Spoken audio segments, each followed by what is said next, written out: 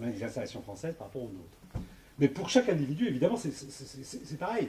Supposez que on s'en tienne, alors bon, telle qu'elle est, elle n'a aucune importance, nous y reviendrons dans un deuxième temps, mais quand elle sera importante, cette taxe, ça voudra dire que quelqu'un qui a un radiateur électrique et un chauffage à gaz, par exemple, aura tendance à éteindre son chauffage à gaz pour allumer son chauffage électrique. Et tout le monde sait que c'est la pire des conneries à faire. Hein, bon, de même, les climatiseurs, dès l'instant que vous mettez des pompes à chaleur, qui peuvent toutes servir en climatiseur quand c'est des pompes air, c'est pratiquement, pratiquement pousse au crime, hein, de ne pas taxer l'énergie en tant que telle. Deuxième grand problème, la minceur de la taxe.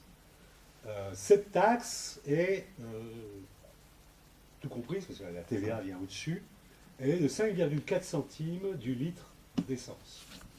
Centimes d'euros par litre d'essence. C'est-à-dire que pour l'instant, pour cette année qui vient, elle est inférieure à la différence du prix à la pompe entre deux stations-service, distance de quelques kilomètres.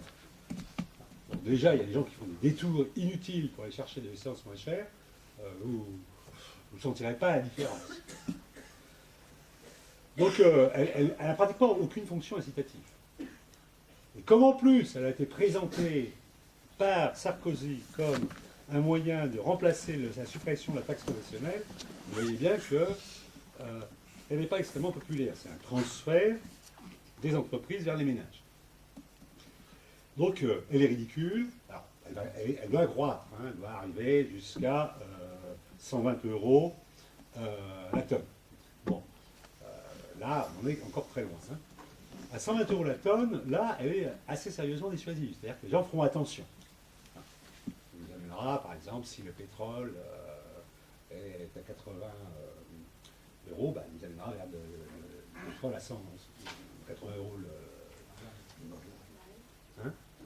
le baril, et nous amènera dans les ordres de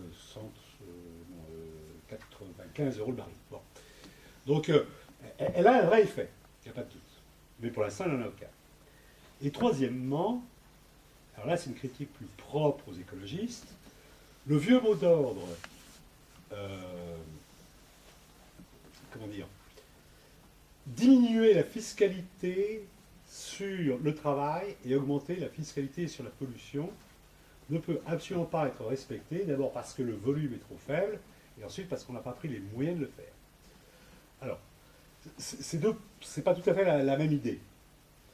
Si vous avez une grosse taxe, une grosse écotaxe, vous pouvez faire beaucoup de redistribution.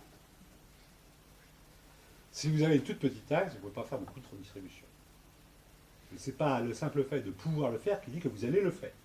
Hein, évidemment, quand vous commencez par dire, comme l'a fait Sarkozy, un jour, comme il a envie de pisser, je supprime la taxe professionnelle.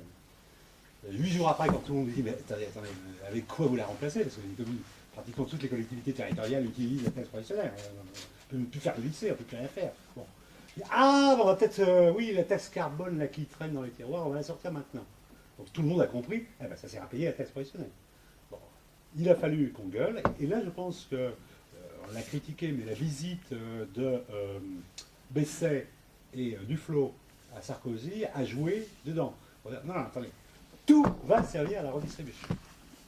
Alors, il y a redistribution et redistribution. Il est évident que le pauvre pollue moins que le riche. Pas en proportion. Hein.